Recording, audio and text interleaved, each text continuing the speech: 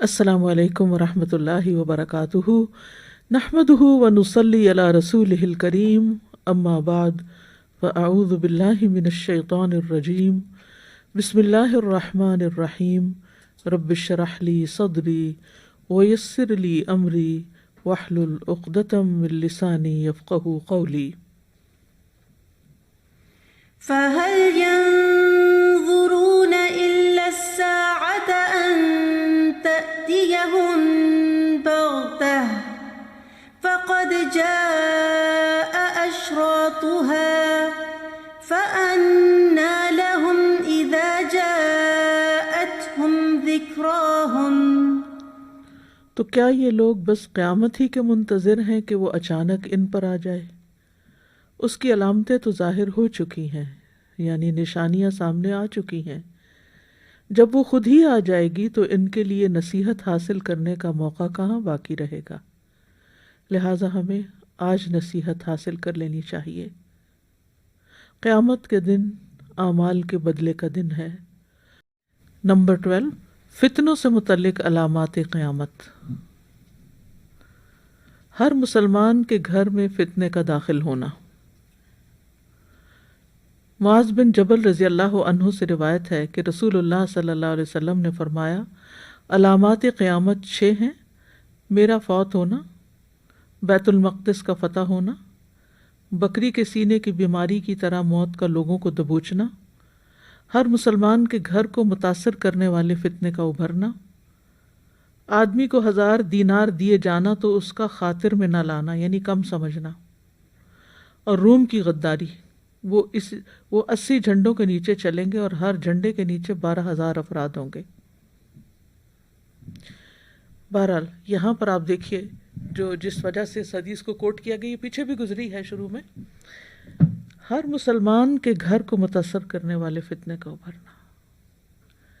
آپ دیکھیے کہ انٹرنیٹ کی وجہ سے جو ہمارے بچوں کو ایکسس ہو گئی ہے ہر طرح کے نظریات سے، ہر طرح کے خیالات سے، ہر طرح کے ریسورسز سے، یعنی اللہ ہی جس کو بچائے بچ سکتا ہے۔ بعض اوقات آپ نہیں بھی چاہ رہے ہوتے، اچانک آپ کا ہاتھ لگتا ہے اور آپ کہیں سے کہیں پہنچ جاتے ہیں اور وہیں پر ہی ہک ہو جاتے ہیں۔ آپ کو بھول ہی جاتا ہے کہ آپ یہ اس پہ داخل کیوں ہوئے تھے۔ آپ ایک اسکرین کھولیں تو صحیح، پوری دنیا آپ کے ہاتھ میں ہوتی ہے اور اس میں خیر بھی ہے اور اس میں شر بھی ہے۔ تو اچھے اچھے گھرانے، وہ گھرانے جو صدیوں سے وارث ہیں علم کے، دین کے، ان کی نسلوں کے اندر ایسے بچے آ گئے ہیں جو ایتھیسٹ بن گئے ہیں، جو دین کا مذاق اڑانے والے ہیں۔ اللہ تعالی ہم سب کو اس سے محفوظ رکھے۔ یہ بہت بڑا فتنہ ہے۔ اور پھر یہ صرف علماء کے گھر ہی نہیں ہے، عام مسلمانوں کے گھروں کی بھی بات ہو رہی ہے کہ ہر مسلمان کے گھر کو متاثر کرنے والا فتنہ۔ یعنی آج کون سے پیرنٹس ہیں جو اس بات پہ پریشان نہیں، چاہے وہ کتنی بھی ایفرٹ لگا رہے ہیں اپنے بچوں کو دیندار بنانے کی، یہ نہیں کہ ان کی طرف سے کوئی کمی ہے۔ جو والدین خود نماز پڑھتے ہیں، جو خود اپنے دینی شاعر کی پابندی کرتے ہیں، ان کی سب سے پہلی پرائرٹی یہی ہوتی ہے کہ ان کے بچے بھی اس پہ چلیں۔ اور صرف دین پر نہیں، جو لوگ دنیا پر ہوتے ہیں وہ اپنے بچوں کو اس راستے پر بھی لے کے جانا چاہتے ہیں۔ لیکن یہ ہے کہ تھوڑا یا زیادہ، اب دیکھیں اگر ایک گھر میں 4 بچے ہیں اور 2 بچے انٹرنیٹ کے دور سے پہلے بڑے ہو گئے اور وہ جو انٹرنیٹ کے دور کے بعد بڑے ہوئے ہیں، ان 2 اور 2 میں بھی بہت بڑا فرق ہوگا، ان کی عادات میں، مزاج میں، شخصیت میں، اور دین کے اوپر عمل کرنے کے اعتبار سے۔ ماں باپ کا نظریہ کچھ ہے، اولاد کا نظریہ کچھ اور ہو گیا۔ یعنی انتہائی تکلیف دہ صورتحال ہے، اور اس سے کوئی ایک آدھ نہیں، میجارٹی سفر کر رہی ہے۔ یعنی ماں باپ کی آج کل جو دیندار والدین ہیں، خصوص مسلمان والدین، ان کی سب سے بڑا دکھ اور پریشانی یہی ہے کہ ہمارے بچوں کا کیا ہوگا، اور پھر بچوں کے بچوں کا آگے کیا ہوگا۔ ان کو تو ہم نے کچھ نہ کچھ اسلامی ماحول بھی دکھایا، کسی طرح پروٹیکٹ کیا، اچھی بری ویلیوز بتائیں، بڑوں کے ساتھ انٹروڈیوس کرایا، بزرگوں کی کمپنی کچھ دی، کچھ نہ کچھ تربیت ہو گئی۔ اگلی نسل کا کیا ہوگا؟ تو یہ نبی صلی اللہ علیہ وسلم کی پیشن گوئی جو ہے یہ بہت ہی سچی ہے کہ ایسے فتنے آئیں گے کہ ہر گھر ہی متاثر ہوئے گا، ہر گھر. آپ بچا سکتے ہی نہیں، آپ کتنا بچائیں گے؟ جو ہی بچہ ہوش سنبھالتا ہے، بڑا ہوتا ہے، وہ ہوش کیا سنبھالنا. بچے کو ابھی بات نہیں کرنی آتی، چمچ نہیں پکڑنی آتی، وہ فون کے پیچھے بھاگ رہا ہوتا ہے، اس کے پیچھے لپک رہا ہوتا ہے. یہ ماں باپ کھول کے بیٹھے ہوئے ہیں. پھر ٹی وی کے ذریعے آپ دیکھیں سارا سارا دن چلتا رہتا ہے. بچے جو بچے خود نہیں ریموٹ سے لگا سکتے، وہ بڑوں کے ہاتھ میں ریموٹ پکڑا رہے ہوتے ہیں، یہ لگا دو.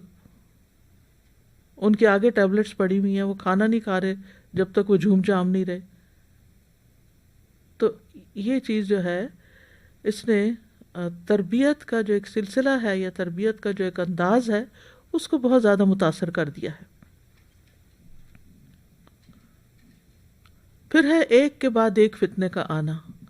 عبداللہ ابن عمرو ابن العاص رضی اللہ عنہ کہتے ہیں کہ رسول اللہ صلی اللہ علیہ وسلم نے فرمایا، اس امت کی عافیت اس کے پہلے حصے میں ہے، اور آخر والوں کو ایسی آزمائشیں آئیں گی اور ایسے معاملات پیش آئیں گے جن کو تم عجیب محسوس کرو گے.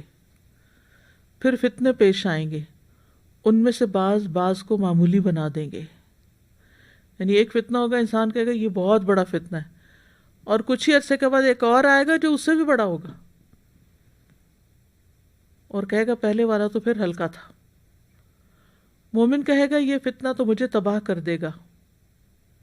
پھر وہ فتنہ ختم ہو جائے گا، پھر دوسرا فتنہ آئے گا تو مومن کہے گا یہ مجھے تباہ کر دے گا، پھر وہ ختم ہو جائے گا. لہٰذا جسے یہ بات پسند ہے کہ جہنم سے بچ جائے اور جنت میں داخل کر دیا جائے، اسے چاہیے کہ اسے موت آئے تو وہ اللہ پر اور آخرت کے دن پر ایمان رکھتا ہو، ایمان سلامت رکھے، اور لوگوں سے ایسا سلوک کرے جیسا وہ چاہتا ہے کہ لوگ اس سے کریں. یعنی جو اپنے لیے پسند کرتا ہے وہ دوسروں کے لیے کرے. تو ساتھ ہی نبی صلی اللہ علیہ وسلم نے حل بھی بتا دیا کہ فتنے تو ہوں گے، فتنے تو ہیں، یہ سب کچھ جو بتایا گیا یہ ہو کر تو رہنا ہے. تو اس علم کے حاصل کرنے کا مقصد کیا ہے؟ ان کے بارے میں جاننا. یہ کوئی انٹرٹینمنٹ کی چیز نہیں، یا کوئی صرف کسی جادوگر یا کسی نجومی کی پیشن گوئیاں نہیں کہ جن کو لوگ بڑی ایکسائٹمنٹ کے ساتھ پڑھتے ہیں. اور کچھ لوگوں نے تو شغل ہی بنا لیا ہے کہ ان چیزوں کو صرف ایک فن کے طور پر لیتے ہیں. یہ سب محتاط ہونے کے لیے، وارن کرنے کے لیے یہ باتیں بتائی گئی کہ جب یہ سب ہو رہا ہو، جب تمہیں اپنے ایمان کی فکر ہو تو پھر اپنے ایمان پہ کام کرنا. تو یہاں پر آپ دیکھیے کیا بتایا گیا، اللہ اور آخرت کے دن پر ایمان رکھے، یعنی اللہ پر ایمان کے ساتھ ساتھ اپنی آخرت کے اوپر ایمان کو مضبوط کرے اور لوگوں کے ساتھ اچھا معاملہ کرے. یہ دو چیزیں اگر انسان پکڑ لے کہ ایمان بڑھانے والے کام کرے اور لوگوں کے ساتھ معاملہ اچھا رکھے، تو انشاءاللہ کامیاب ہوگا. دنیا تو ہے ہی فتنوں کی جگہ، امتحان کا گھر. پھر ہر آنے والا زمانہ پچھلے زمانے سے بدتر ہوگا. صحیح بخاری کی روایت ہے، زبیر بن عدی کہتے ہیں کہ ہم انس بن مالک رضی اللہ عنہ کی خدمت میں حاضر ہوئے اور ہم نے انہیں حجاج سے پہنچنے والی تکلیفوں کی شکایت کی، تو انہوں نے فرمایا صبر کرو، کیونکہ بعد میں آنے والا دور پہلے دور سے بدتر ہوگا.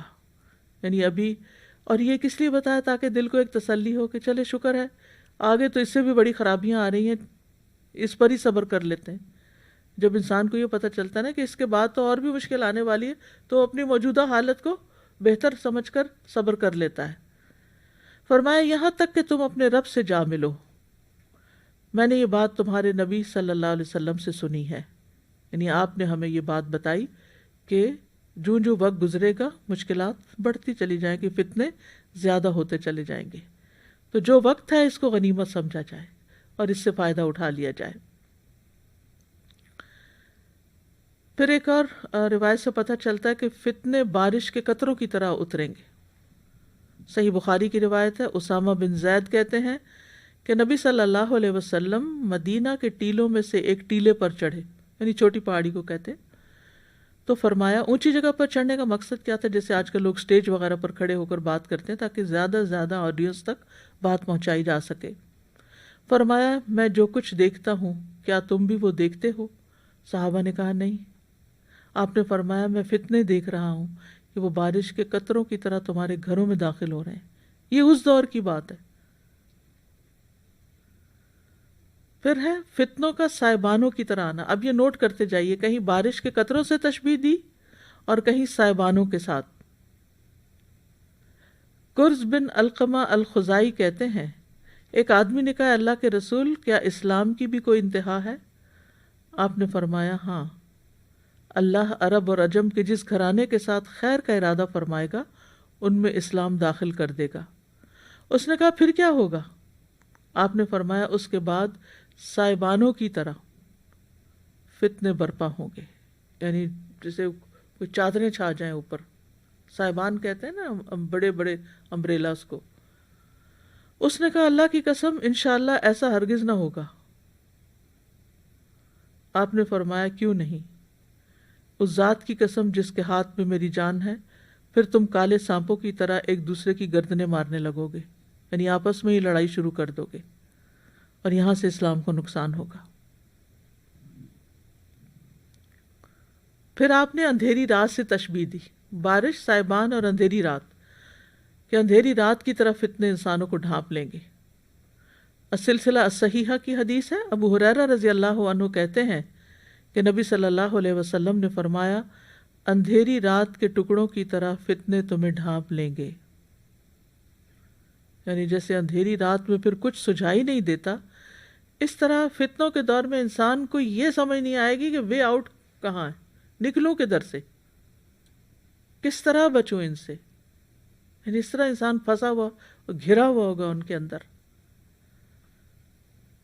پھر گرم ہواؤں سے تشبیہ دی، فتنے گرم ہواؤں کی طرح انسانوں کو گھیر لیں گے. حذیفہ بن یمان کہتے ہیں کہ رسول اللہ صلی اللہ علیہ وسلم ایک مجلس میں تھے جس میں بھی موجود تھا. تو رسول اللہ صلی اللہ علیہ وسلم نے فتنوں کو شمار کرتے ہوئے فرمایا ان میں 3 ایسے ہیں جو کسی بھی چیز کو نہ چھوڑیں گے، یعنی ہر کوئی متاثر ہوگا. ان میں سے کچھ فتنے گرمی کی ہواؤں کی طرح ہوں گے یا گرم ہواؤں کی طرح ہوں گے. اور گرم ہوا جب لو چلتی ہے تو بڑی تکلیف دہ ہوتی ہے، اور ان میں سے بعض چھوٹے اور بعض بڑے ہوں گے. تو اس سے پتہ چلتا ہے کہ یہ زندگی ایک امتحان ہے. کچھ امتحان انسان کے اندر ہوتے ہیں، اندر کچھ کشمکش چل رہی ہوتی ہے، انسان کا نفس امارہ ہے، اور خواہشات ہیں، لذات کا حصول ہے، اس کی طلب ہے، اس کے پیچھے انسان کا جانا ہے. اندر انسان کی ایک اسٹرگل، ایک جنگ چل رہی ہوتی ہے، اور کچھ انسان کے باہر شیاطین اور شیاطین کے جو ایجنٹس ہیں یعنی انسانوں میں سے، ان کی وجہ سے، اور پھر اوور آل دنیا کی پالیٹکس کی وجہ سے انسان بعض اوقات اس کو سمجھ نہیں آتی کہ وہ کون سا راستہ اختیار کرے کہ اپنے دین اور ایمان کو بچا لے. بہرحال آگاہ اس لیے کیا گیا کہ نبی صلی اللہ علیہ وسلم وَكَانَ بِالْمُؤْمِنِينَ رَءُوفًا رَحِيمًا، کہ آپ مومنوں کے لیے بڑے شفقت کرنے والے مہربان تھے. انہوں نے ہر چیز کے بارے میں اپنی امت کو اس وقت کے لحاظ سے بھی تیار کیا اور آخر دور تک، کیونکہ آپ قیامت تک کے لیے نبی ہیں تو آخر تک کے لیے تیار کر دیا کہ یہ تمہارے ساتھ ہونے والا ہے. جیسے ایک مہربان باپ ہوتا ہے یا ماں ہوتی ہے تو وہ اپنے بچوں کو اپنی زندگی کے تجربات کی روشنی میں گائیڈ کرتی ہے کہ دیکھو شادی کے بعد ایسا ہوتا ہے، پھر بچے پیدا ہو جائیں تو ایسا ہوتا ہے، اور مختلف رشتوں کو کیسے نبھایا جاتا ہے. تو تمہارے ساتھ یہ بھی ہو سکتا ہے، یہ بھی ہو سکتا ہے، یہ بھی ہو سکتا ہے، تو مختلف مواقع پر پھر تم کیا کرنا. تو یعنی فورسی کر کے مسائل کو پہلے سے ہی گائیڈنس دینا، رہنمائی کرنا. یہ آپ کو جو اللہ نے رحمت بنا کر بھیجا، یہ اس رحمت کا ایک حصہ ہے کہ ہمیں یہ چیزیں بتا دی گئی تاکہ ہمارے لیے کوئی بہت اچنبھے کی بات نہ ہو، ایک تسلی میں ہو کہ یہ تو ہونا ہی تھا. مجھے فکر کرنی چاہیے اپنے ایمان کی اور اپنے اخلاق کی کہ لوگوں کے ساتھ کیسا رویہ رکھوں اور میرا ایمان کیسا ہو. پھر ہے فتنہ، فساد اور آپس کی لڑائیوں کی پیشن گوئی. سنن نبی داؤد کی روایت ہے، ابو موسیٰ اشعری کہتے ہیں کہ رسول اللہ صلی اللہ علیہ وسلم نے فرمایا بے شک قیامت سے پہلے فتنے ہوں گے اتنے سیاہ کالے جیسے اندھیری رات، یعنی حق کو باطل گڈمڈ ہو جائے گا، سمجھ نہیں آئے گا صحیح کیا ہے اور غلط کیا ہے. آدمی صبح کو مومن ہوگا، شام کو کافر، شام کو مومن ہوگا، صبح کو کافر، اس میں بیٹھا ہوا کھڑے ہونے والے کی نسبت بہتر ہوگا، یعنی محفوظ ہوگا، اور چلنے والا دوڑنے والے سے بہتر ہوگا، یعنی اپنی رفتار کو پھر کم کر لینا چاہیے، اپنے اوپر ورک کرنا چاہیے۔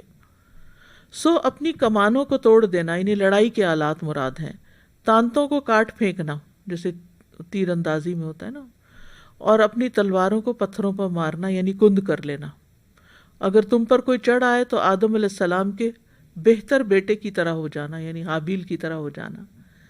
اور ایک روایت میں آتا ہے کہ صحابہ نے عرض کی تو آپ ہمیں کیا حکم دیتے ہیں؟ آپ نے فرمایا تم اپنے گھر کا ٹاٹ بن جانا، اپنے گھر کا کارپٹ بن جانا، یعنی جیسے وہ چپکا رہتا ہے نا، وہ وہاں سے اٹھ کے ادھر ادھر نہیں جاتا، تو بس تم اپنے گھروں کو لازم کر لینا۔ تو اس حدیث میں آپ دیکھیں کہ ان بین یدی الساعہ، یعنی قیامت کی علامات آنے سے پہلے پہلے فتنن، بڑے بڑے فتنے ہوں گے، آزمائشیں ہوں گی، کقطع اللیل المظلم، سخت تاریک سیاہ رات کی ٹکڑوں کی طرح۔ طیبی کہتے ہیں اس سے مراد ہے وہ فتنہ خلط ملط ہو کر رہ جائے گا، انتہائی خوفناک سنگین ہوگا، فتنہ عام ہو جائے گا اور مسلسل جاری رہے گا، یعنی انسانوں کو سمجھ نہیں آئے گی کہ اب اس سے نکلنے کا راستہ کیا ہو۔ صبح کے وقت انسان مومن ہوگا، شام کو کافر ہوگا، یعنی ایک ہی وقت میں ادھر سے ادھر ہو جائیں گے، لوگوں کا کوئی دین ایمان نہیں ہوگا، وعدہ کریں گے تو پورا نہیں کریں گے، کوئی کمٹمنٹ نہیں نبھائیں گے، امانت کی حفاظت نہیں کریں گے، خیانت کریں گے، کبھی نیک کام کریں گے کبھی برا کریں گے، کہیں دیکھو تو مسجد میں بیٹھے اور کہیں دیکھو تو انتہائی غلط جگہوں پر جا کے بیٹھے ہوئے ہیں، کوئی سمجھ نہیں آئے گی لوگوں کی کہ ان کو کیا ہے، یہ کون ہے اصل میں، یہ دین والے ہیں یا پھر بگاڑ والے ہیں۔ ایک وقت میں سنت پہ عمل کر رہے ہوں گے اور دوسرے وقت میں بدعات کو فروغ دے رہے ہوں گے، ایک وقت میں ان کے پاس ایمان والی علامتیں ہوں گی اور دوسرے وقت میں کفار کی مشابہت اختیار کیے ہوئے ہوں گے۔ پھر فرمایا کہ اس میں بیٹھنے والا کھڑے ہونے والے سے بہتر ہے، یعنی کھڑا ہونے سے مراد یہ کہ انسان کو زیادہ چیزیں نظر آتی ہیں، اور چلنے والا دوڑنے والا یعنی فتنوں کے اندر دوڑنے والا اور ایسے لوگوں کے ساتھ انٹریکٹ کرنے والا جو ہے وہ اس کا شکار ہو جائے گا، تو بہتر ہے انسان کنارہ کشی کرے اور بیٹھ جائے، اور اپنی جو ہے تیر اور تفنگ اور ان چیزوں کو ضائع کر دو، ختم کر دو۔ اور ایک روایت میں آتا ہے کہ اپنی تلواریں جو ہے پتھر پہ مارو، یعنی پتھر پہ تلوار ماری جائے تو ظاہر ہے ٹیڑھی بھی ہو جائے گی اور کھنڈی بھی ہو جائے گی، اس کے اندر دھار نہیں رہے گی، کاٹنے والی نہیں رہے گی، مطلب یہ کہ تم قتل و غارت میں حصہ نہیں لینا۔ اور اگر حدیث میں ہے کہ فَإِن دُخِلَ عَلَىٰ أَحَدٍ مِّنكُمْ، کہ اگر کسی کے گھر میں کوئی گھس آئے،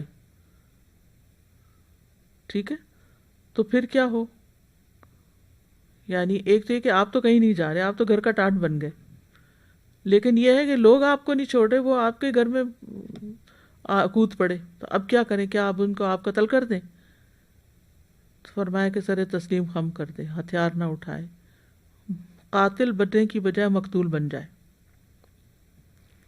آدم کے بہتر بیٹے کی طرح ہو جائے جس نے کہا تھا لَئِن بَسَطتَ إِلَيَّ يَدَكَ لِتَقْتُلَنِي مَا أَنَا بِبَاسِطٍ يَدِيَ إِلَيْكَ لِأَقْتُلَكَ مَا أَنَا بِبَاسِطٍ يَدِيَ إِلَيْكَ لِأَقْتُلَكَ إِنِّي أَخَافُ اللَّهَ رَبَّ الْعَالَمِينَ إِنِّي أُرِيدُ أَن تَبُوءَ بِإِثْمِي وَإِثْمِكَ فَتَكُونَ مِنْ أَصْحَابِ النَّارِ۔ اگر تو نے اپنا ہاتھ میری طرف اس لیے بڑھایا کہ مجھے قتل کر دے، تو میں اپنا ہاتھ تیری طرف ہرگز نہیں بڑھانوں گا کہ میں تجھے قتل کروں۔ بے شک میں اللہ سے ڈرتا ہوں جو سارے جہانوں کا رب ہے، میں تو یہ چاہتا ہوں کہ تو میرا گناہ اور اپنا گناہ لے کے لوٹے تو آگ والوں میں سے ہو جائے۔ یعنی اس کو ایک طرح سے وارن کر رہا تھا کہ اگر تم نے یہ کیا تو پھر تمہارا انجام یہ ہوگا۔ اور پھر حدیث کے الفاظ میں ایک اور روایت میں آتا ہے کونوا احلاس بیوتکم۔ احلاس البیوت کا مطلب ہوتا ہے قالین جو نیچے بچھایا جاتا ہے یا کپڑوں کے نیچے ڈالا جاتا ہے اور پھر وہ وہیں کے وہیں پڑا رہتا ہے۔ یہ بھی کہا جاتا ہے کہ حلس وہ موٹی چادر ہوتی ہے جو اونٹ کے کجاوے اور اس کے پالان کے نیچے ڈالی جاتی ہے تاکہ وہ لکڑی جو ہے اونٹ کو تکلیف نہ دے۔ تو مطلب یہ ہے کہ گھروں کو لازم پکڑو، یعنی اسٹے ہوم، اور پھر خاموشی اختیار کر لو کہ کہیں اس فتنے میں نہ پڑ جاؤ جس فتنے کی وجہ سے دین جاتا رہے. تو اس میں بھی ہمارے لیے بہت بڑی ایک سبق کی بات ہے کہ جب اب جیسے ایک وبا ہے، بیماری ہے، یہ بھی ایک فتنہ ہی ہے نا، ایک امتحان ہے لوگوں کے لیے. تو بجائے اس کے کہ انسان بہت دلیر بنے اور اس میں کود پڑے، تو بہتر ہے کہ جتنا بھی محتاط رہے، جتنا بھی اوائڈ کرے، اور جتنا غیر ضروری طور پر کسی ایسی جگہ پر نہ جائے جہاں سے وہ اس کے متاثر ہونے کا ڈر ہو. پھر ہے عقلوں کا چھن جانا اور اپنوں کا قتل کیا جانا. سنن ابن ماجہ کی روایت ہے، ابو موسیٰ اشعری کہتے ہیں کہ رسول اللہ صلی اللہ علیہ وسلم نے فرمایا قیامت سے پہلے حرج واقع ہوگا. میں نے عرض کیا اللہ کے رسول حرج کا کیا مطلب ہے؟ فرمایا قتل و غارت. کچھ مسلمانوں نے کہا اللہ کے رسول اب بھی تو ہم سال میں اتنے اتنے مشرکوں کو قتل کر دیتے ہیں.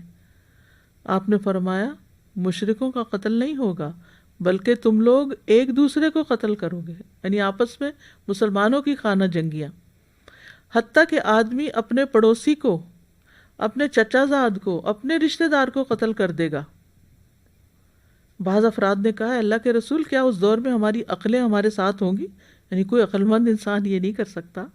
تو آپ نے فرمایا نہیں، اس زمانے میں اکثر لوگوں کی عقل چھن جائے گی اور بعد میں ایسے لوگ آ جائیں گے جو گرد و غبار کی طرح ہوں گے، یعنی بے وزن، بے قد، کوئی حقیقت ہی نہیں، ان کی کوئی قیمت ہی نہیں، کوئی ویلیو ہی نہیں. جیسے گرد کہیں پڑتی ہے تو اس کو ہاتھ سے جھاڑ دیا جاتا ہے کہ اس کی ضرورت نہیں. تو ایسے لوگوں کی کوئی ضرورت نہ ہوگی. ان کے پاس عقلیں نہیں ہوں گی، بے عقل قسم کے لوگ ہوں گے، غلط قسم کے کام کریں گے. پھر موسیٰ اشعری نے فرمایا قسم ہے اللہ کی مجھے تو لگتا ہے کہ وہ فتنہ مجھ پر اور تم لوگوں پر ہی آ جائے گا. نہیں، مجھے تو اتنا ڈر لگ رہا ہے کہ کہیں ہماری زندگی میں یہ سب نہ ہونے لگے. اور قسم ہے اللہ کی اگر یہ چیز اس بارے میں ہو جس کے بارے میں ہمیں نبی صلی اللہ علیہ وسلم نے نصیحت فرمائی تھی تو میرے اور تمہارے لیے اس سے نکلنے کا کوئی راستہ نہیں ہوگا سوائے اس کے کہ جس طرح ہم اس میں شامل ہوئے تھے اسی طرح نکل جائیں. یعنی اس فتنے میں فتنہ آ گیا، کسی کے مال جان کا نقصان نہیں کیا. اگر فتنے سے کسی کا نقصان کیے بغیر نکل گئے تو ہی فتنے سے نجات ممکن ہے، ورنہ تو ہماری معاملہ میں لکھا جائے گا کہ یہ فتنے میں ملوث ہو گئے. اور فتنے سے مراد خانہ جنگی ہے. اور اس خانہ جنگی کا مطلب ہوتا ہے نا سول وار، جس میں پھر لوگ اپنے ہی رشتہ دار ایک دوسرے کے آمنے سامنے آ جاتے ہیں. ایک گروپ میں چلا جاتا ہے، دوسرا دوسرے گروپ میں چلا جاتا ہے.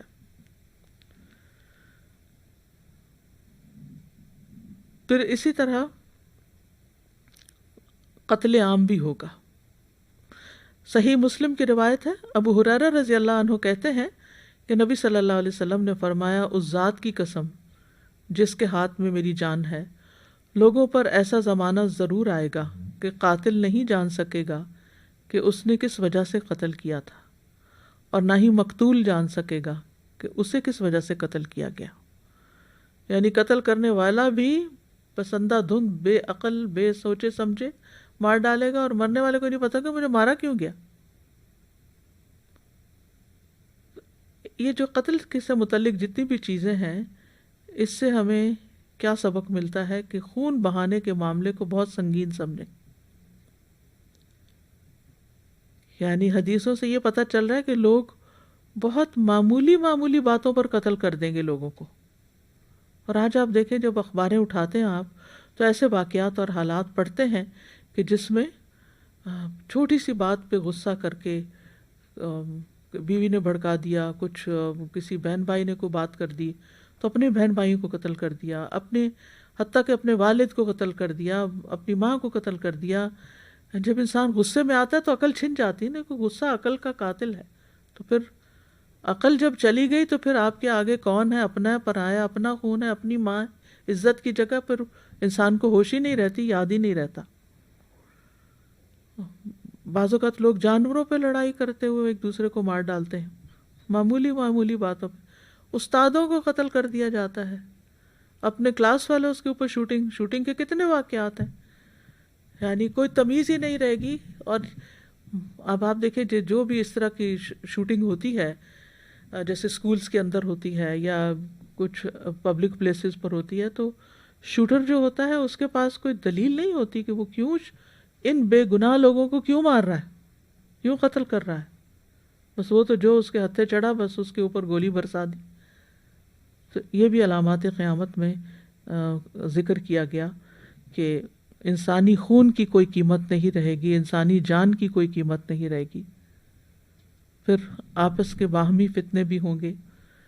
حذیفہ رضی اللہ عنہ کہتے ہیں کہ رسول اللہ صلی اللہ علیہ وسلم کے سامنے دجال کا تذکرہ ہو رہا تھا۔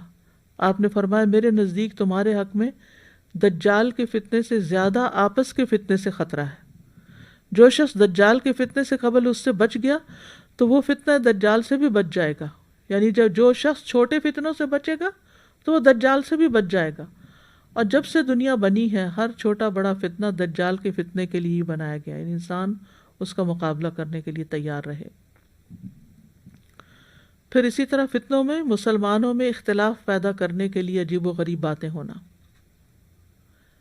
ارفجہ کہتے ہیں میں نے رسول اللہ صلی اللہ علیہ وسلم کو فرماتے ہوئے سنا، ان قریب میری امت میں عجیب و غریب باتیں ہوں گی، عجیب و غریب باتیں ہوں گی، عجیب و غریب باتیں ہوں گی۔ آپ نے 3 دفعہ یہ بات فرمائی۔ پس جو شخص مسلمانوں کے باہم اتفاق کے وقت ان کے اتحاد کو پارا پارا کرنا چاہے اسے تلوار سے مار ڈالو، خواہ کوئی بھی ہو۔ اب اس کا کیا مطلب ہے کہ اگر کہیں کسی ایک امام کے اوپر بیعت ہو گئی ہے، ایک جینون خلیفہ ہے، یا یہ کہ ووٹنگ کے ذریعے کسی کو سلیکٹ کر لیا گیا ہے اور عوام کی اکثریت نے اس کو اپنے لیے منتخب کر لیا ہے، تو اب کسی کو حق نہیں رہتا کہ کوئی اگر اس کو پسند نہیں کرتا تو وہ اس کے اٹھ کر اس کی حکومت میں کوئی فساد اور خلل ڈالے۔ تو ایسا فساد اور خلل ڈالنا جو ہے یہ امت کے اتحاد کو پارا پارا کرنا ہے، تو اس کا بھی یہاں حل بتا دیا گیا۔ فَاضْرِبُوهُ بِالسَّيْفِ۔ آپ کہیں گے کہ تلوار کی بات کیوں کی گئی؟ کیونکہ اس دور میں تلوار ہی ایسے کاموں کے لیے استعمال ہوا کرتی تھی، یعنی جب لوگ ایک خلیفہ پر مجتمع ہوں، سب اس کی اطاعت کر رہے ہوں، تو اس کے مقابلے پہ کوئی شخص کھڑا ہو کے اپنی بیعت کا اعلان کر دے اور مسلمانوں کی ایک یونٹی کو توڑنے کی کوشش کرے اور بیچ میں اپنا ایک فتنہ برپا کر دے، تو ایسا شخص پھر واجب القتل ہو جاتا ہے۔ اب اس کا یہ مطلب نہیں کوئی بھی اٹھے اور اس کو مار دے۔ ملا علی قاری کہتے ہیں اس شرط کے ساتھ کہ پہلا شخص جو خلافت کا اہل ہے اور امت اس پر اتفاق کر چکی ہے، تو پھر جو پہلے سے خلیفۃ المسلمین بنا ہوا ہے وہی حدود کا نفاذ کرے گا اور وہی حکم جاری کرے گا۔ کائنن من کانا، یعنی جو بھی کوئی ہو، اس وقت یہ نہیں دیکھا جائے گا کہ کس قبیلے کا یا کس حسب نسب کا شخص ہے جس نے فتنہ برپا کیا ہے، جو بھی ہو، کیونکہ اس نے شر پھیلایا ہے اور فساد پھیلایا ہے۔ پھر اسی طرح گمراہی کا فتنہ بھی ہے۔ حذیفہ بن یمان کہتے ہیں کہ رسول اللہ صلی اللہ علیہ وسلم نے فرمایا فتنے پیدا ہوں گے، ان کے دروازوں پر جہنم کی طرف بلانے والے ہوں گے، ان میں سے کسی کے پیچھے لگنے سے بہتر ہے کہ تم کسی درخت کی جڑ چباتے ہوئے مر جاؤ۔ یعنی فتنہ برپا کرنے والے اور فسادی لوگ، اور ان کے ساتھ نہ بیٹھنا چاہیے، نہ ان کی بات سننی چاہیے، نہ ان کی مدد کرنی چاہیے، چاہے انسان تنہائی کیوں نہ رہ جائے کہ اس کے پاس کھانے پینے کو بھی کچھ نہ بچے، کہ وہ صرف درختوں کی چھال پر ہی گزارا کرے، تو بس اس کے ساتھ بھی رہو تو اپنا ایمان بچا لو، یعنی بیئر منیمم پہ گزارا کرو لیکن اپنا ایمان بچاؤ۔ پھر قبیلہ مضر کی طرف سے فتنہ۔ حذیل کہتے ہیں حذیفہ رضی اللہ عنہ عامر بن حنظلہ کے گھر میں خطبہ دینے کے لیے کھڑے ہوئے، وہاں تمیم اور مضر قبیلے کے لوگ تھے، تو حذیفہ رضی اللہ عنہ نے کہا قبیلہ مضر پر ایک دن ایسا بھی آئے گا کہ وہ زمین پر اللہ کا کوئی ایسا بندہ نہیں چھوڑے گا جسے وہ فتنے میں نہ ڈال دے اور ہلاک نہ کر دے، حتیٰ کہ اللہ اس پر اپنا ایک لشکر مسلط کرے گا جو اسے ذلیل کرے گا، اور یہ کسی ٹیلے کا دامن بھی اسے محفوظ نہ رکھ سکے گا۔ ایک آدمی نے کہا اے اللہ کے بندے، آپ یہ بات کہہ رہے ہیں، آپ تو خود قبیلہ مضر سے ہیں۔ انہوں نے فرمایا میں تو وہی بات کہہ رہا ہوں جو میں نے نبی صلی اللہ علیہ وسلم کو فرماتے ہوئے سنی، یعنی چاہے میرے اپنے ہی خلاف جا رہی ہے لیکن آپ نے ایسے فتنے سے وارن کیا ہے کہ یہ ہو کر رہے گا، اور یہ بھی قیامت کی نشانیوں میں سے ہے۔ پھر ہے ایمان اور نفاق کے 2 خیمے بن جانا۔ عبداللہ ابن عمر رضی اللہ عنہ روایت کرتے ہیں کہ ہم رسول اللہ صلی اللہ علیہ وسلم کی خدمت میں بیٹھے ہوئے تھے، آپ نے فتنوں کا ذکر فرمایا اور بہت تفصیل سے بیان کیا، حتیٰ کہ آپ نے الاحلاس کے فتنے کا بھی ذکر کیا۔ تو کہنے والے نے کہا اللہ کے رسول فتنۃ الاحلاس سے کیا مراد ہے؟ آپ نے فرمایا بھاگم بھاگ اور غارت گری۔ فرمایا پھر وسعت اور فراخی کا زمانہ آئے گا اور اس کا فتنہ آئے گا، یعنی وسعت و فراخی کا فتنہ آئے گا، جس کا ظہور میرے اہل بیت کے فرد کے پاؤں کے تلے سے ہوگا۔ اس کا دعویٰ ہوگا کہ وہ مجھ سے، حالانکہ وہ مجھ سے نہیں ہوگا، بلا شبہ میرے دوست صرف متقی لوگ ہیں۔ پھر لوگ ایک آدمی پر یعنی اس کو امیر بنا کر صلح کر لیں گے، جیسے کہ سرین پسلی پر ہو، یعنی یہ جو ہپس ہیں یہ الٹی ہو پسلی کے اوپر، یعنی نہ معقول اور نہ اہل۔ جیسے پسلی کے اوپر تو ہپ نہیں ٹک سکتی نا، یعنی ہپ کے اوپر پسلی ہے تو وہ ہلکی ہے تو وہ اس کو بوجھ اٹھا لیتی ہے، لیکن اگر یہ وائس ورثہ ہو جائے، الٹ ہو جائے معاملہ، تو مشکل ہے چلنا۔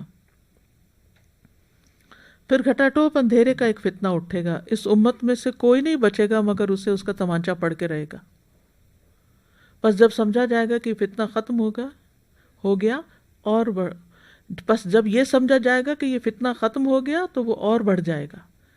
تو اس سے آپ دیکھیں کہ کتنے ڈرنے کی ضرورت ہے اور انسان کو بچنے کی اور پیچھے رہنے کی۔ آدمی صبح کرے گا تو مومن ہوگا، شام ہوگی تو کافر ہو جائے گا، حتیٰ کہ لوگ دو خیموں میں تقسیم ہو جائیں گے، دو گروہ بن جائیں گے، ایک خیمہ ایمان کا جس میں کوئی نفاق نہیں ہوگا اور دوسرا نفاق کا جس میں کوئی ایمان نہ ہوگا۔ اور جب یہ احوال ہوں تو دجال کا انتظار کرنا، آج آیا کہ کل، یعنی جو آگے وقت بڑھے گا اس وقت اس طرح کے فتنے زیادہ ہوں گے۔ اللہ تعالی ہم سب کو ان سے محفوظ رکھے۔ وآخر دعوانا ان الحمد للہ رب العالمین۔